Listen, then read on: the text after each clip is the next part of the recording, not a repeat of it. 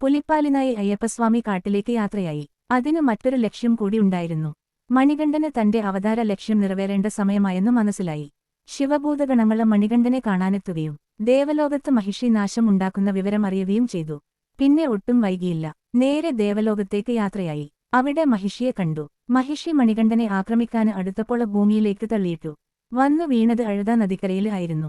ഇരുവരും ഘോരയുദ്ധത്തില് ഏർപ്പെട്ടു. ഒടുവില് മഹിഷി പ്രാണവേദനയോടെ നിലംപതിച്ചു. മഹിഷിയുടെ വിരിമാറില് മണികണ്ഠന് നൃത്തം ചവിട്ടി. ദേവലോകവും ഭൂമിയും കുലുങ്ങി വിറച്ചു. ദേവന്മാര് ഭയന്നു വിറച്ചു. ഹരിഹരസുതന്റെ നൃത്തതാൽ ആണ് അതെന്നു മനസ്സിലാക്കി തലകുനിച്ച് ഹരിഹരപുത്രനെ സ്തുതിച്ചു. മഹിഷി പ്രാണന് വെടിഞ്ഞു. ആ ശരീരത്തില് നിന്നു മനോഹരമായ സ്ത്രീരൂപമുണ്ടായി. അവര് തൊളുകൈകളോടെ പറഞ്ഞു, ഭഗവാനെ, അങ്ങയുടെ കാരുണ്യത്താല് ഞാന് ശാപമുക്തയായി. അവിടുന്ന് എന്നെ സ്വീകരിച്ചാലും അങ്ങയുടെ ശക്തിയായി ഞാന് വരുത്തിക്കാം. അപ്പോൾ അയ്യപ്പൻ സ്വാമി ഇപ്രകാരം പറഞ്ഞു, മഹാഭാഗേ, നീ എന്റെ ശക്തി തന്നെയോണ്. പക്ഷേ ഞാന് ബ്രഹ്മചര്യം അനുഷ്ഠിക്കുന്നതിനാല് നിന്നെ സോദരീ ഭാവത്തിലെ എനിക്കു കാണാന് സാധിക്കൂ. എന്നാലും എന്റെ വാമഭാഗത്ത് അല്പം മാറി മാളികപ്പുറത്തമ്മയായി ഇരുന്നാലും മണികണ്ഠന് അറിയിച്ചു.